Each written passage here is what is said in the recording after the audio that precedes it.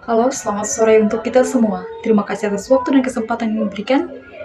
Pada hari ini, saya akan menyampaikan materi video pembelajaran untuk memenuhi tugas mata kuliah Pancasila.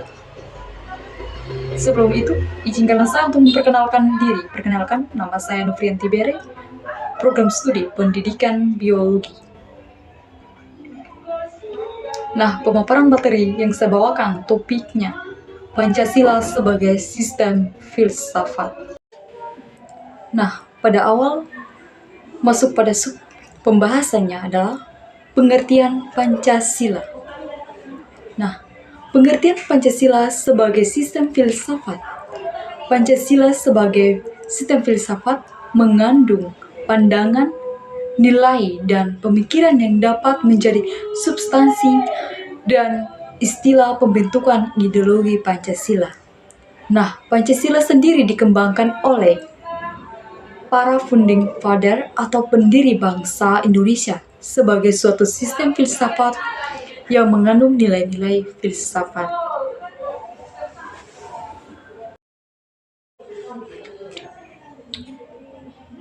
Nah, pembahasan berikutnya adalah ontologi.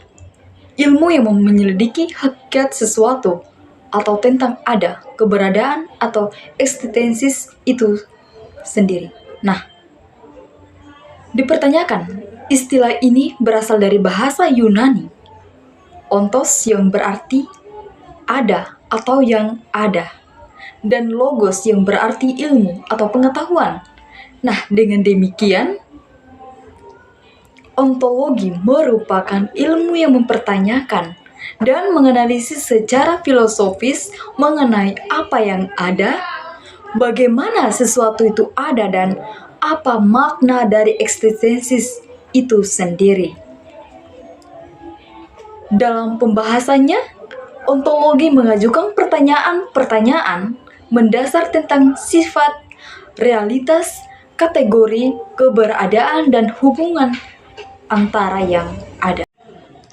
Pembahasan selanjutnya mengenai epistemologi. Epistemologi adalah cabang filsafat yang mendalami asal, syarat, susunan, metode, dan validitas ilmu pengetahuan.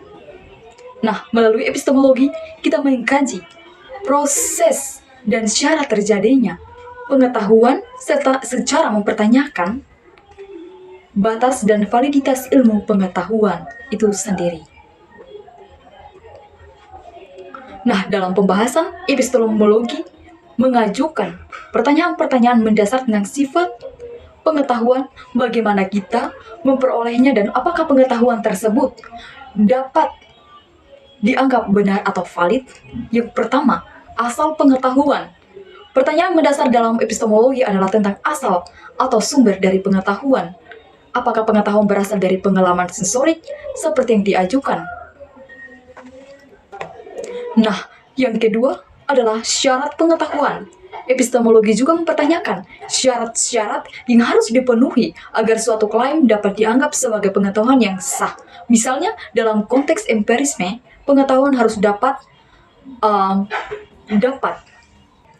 pengetahuan itu harus dapat diverifikasi, dapat diuji, dan diverifikasi sesuai dengan pengamatan atau pengalaman sensorik.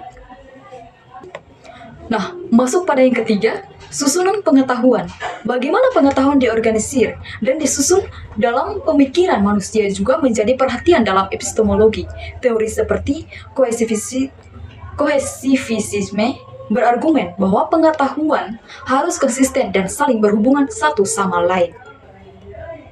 Sedangkan teori-teori seperti fondasionalisme menekankan adanya dasar-dasar atau fondasi yang mendasari pengetahuan kita. Yang keempat, metode pengetahuan.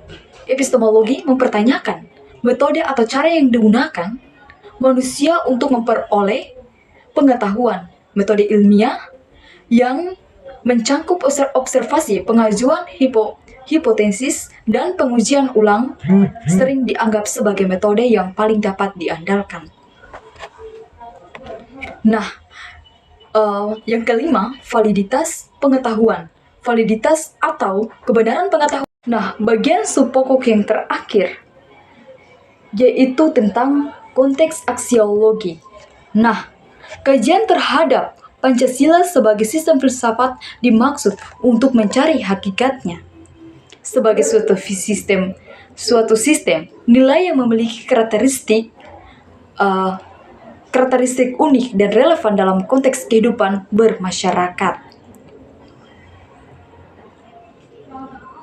Aksiologi adalah cabang ilmu filsafat yang mempelajari nilai-nilai atau kebaikan serta mempertimbangkan pertanyaan tentang apa yang dianggap baik atau buruk, benar atau salah, serta bagaimana kita dapat mengukur atau menilai nilai-nilai tersebut. Nah, di sini Pancasila sebagai dasar negara Republik Indonesia bukan hanya sekedar sebuah slogan atau semboyan, tetapi juga sebagai filsafat mencerminkan prinsip-prinsip yang dianggap sebagai landasan moral dan spiritual bangsa Indonesia. Sekian dari pemaparan materi saya pada hari ini, semoga bermanfaat. Terima kasih. Subscribe to my channel.